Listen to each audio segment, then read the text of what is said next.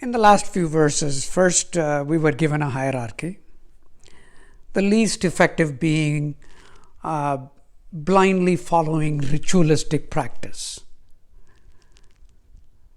Remember, we are in Bhakti Yoga. What is Bhakti is what we are trying to understand. Blind prayers and following rituals is a form of Bhakti, but that's not the best form of Bhakti, is what we were first told.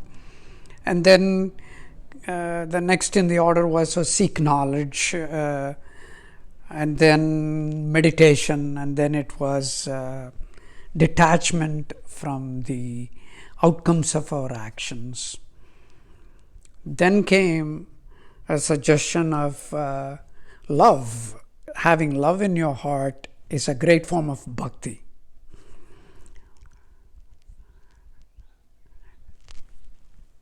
And in order to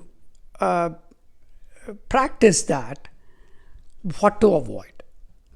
So pride, arrogance, jealousy, and those kinds of feelings, emotions only can lead to hatred.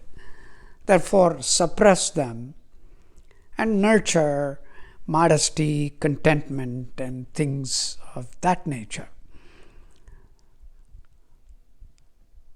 And now, in the next verse,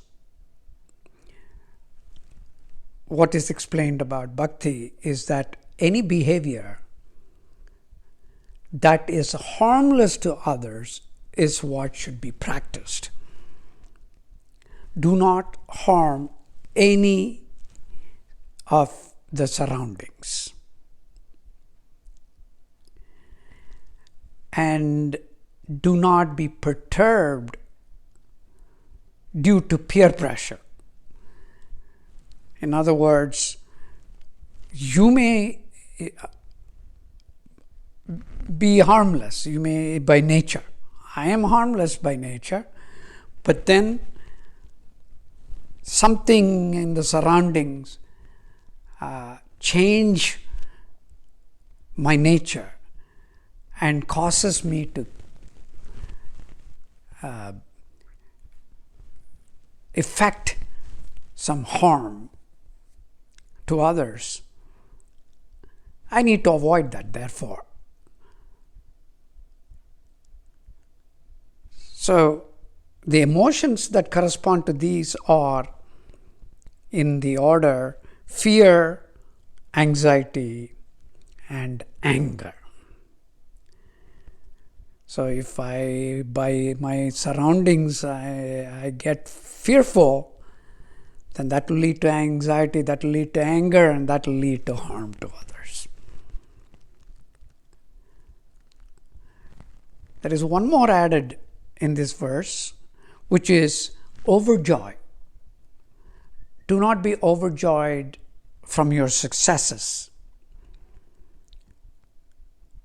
So we have to control that emotion as well. But that is somewhat obvious. If we are overjoyed, that elation is such a great feeling. Immediately after that, there is fear that I'm going to lose that elation. That fear then leads to anxiety, then that anxiety leads to anger, and we forget about the elation. We only carry the anger, and that leads to harm. So, avoid harm to others. To do that, avoid these feelings. That's what I understand of verse 15 in chapter 12. More about bhakti next.